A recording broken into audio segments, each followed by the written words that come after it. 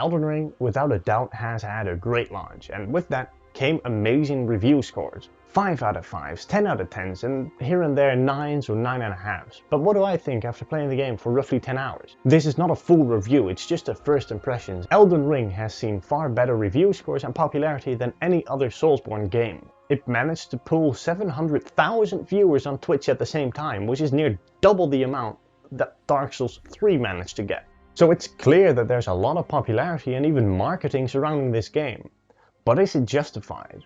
Well, yes and no. Working in a video game retailer teaches you a couple of things. How to advise people of what to buy and when to be blatantly honest to make sure you don't end up scamming the people or giving them the wrong game. The latter works really well in this case. I'd like to share that with you.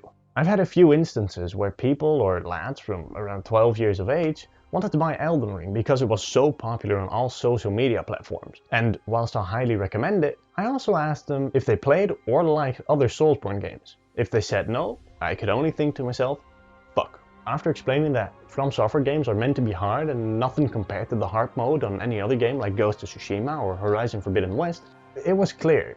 These games always just have a way to get on your nerves, and if you like it, you'll love it. But if you don't, you will hate it, and you'll want your money back instantly.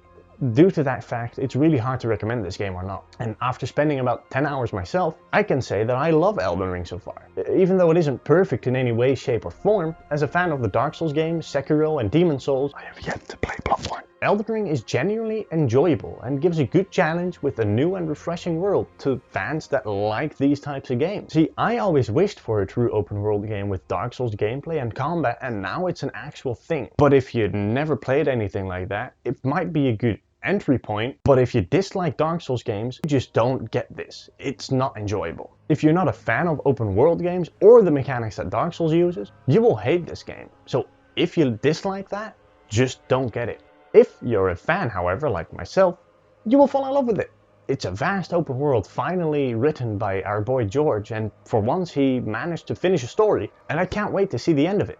Again, I am just 10 hours in, so don't expect great details about the story just yet, but about the world and gameplay, I think I've seen enough to have a good opinion about it. Elden Ring is not perfect, far from it, but it might be a perfect game to some. In my eyes, a perfect game has no flaws, bugs, issues, and is accessible to all types of players. But From Software doesn't make games like that. Whilst I do feel like Elden Ring is near perfect, it falls short in the aspect of being accessible and running super smooth. On all platforms, it doesn't run too smooth, and there are a couple of kinks in the cable. From Software has already addressed this, and they are working on the issue, but for a launch game to have near perfect scores, it wasn't really perfect in that regard. About the accessibility, these games are just hard, which don't necessarily make them accessible for all players. The combat is just as perfect as any other Dark Souls game, so I get that, but if you're a new player and you don't know what you're up for, this might be really discouraging. Getting hit is unforgiving, but killing a boss will release so much joy you will be happy for days. This just makes it a 50-50 in the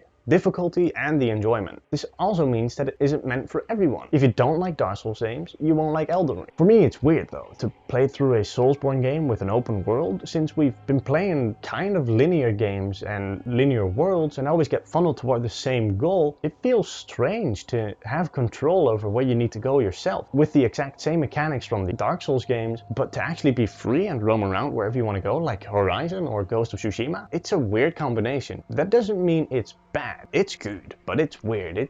I need to get used to it. It's something that I've wished for forever in these types of games, but it's also something that I just can't get used to yet. So far, Elden Ring might be one of my favorite games to date, right next to Horizon Forbidden West. So this year better bring some good bangers with it, because these titles raised the bar really high. Elden Ring is very fun, exciting, angering and challenging at the same time. So those who want something new and a good challenge, this is it. For the new players not knowing what they will expect, push through those hard times. And for the die-hard Soulsborne fans like myself, enjoy this thrilling and new and weird adventure. But to everyone that wants to play it, may luck be on your side. Tarnished One.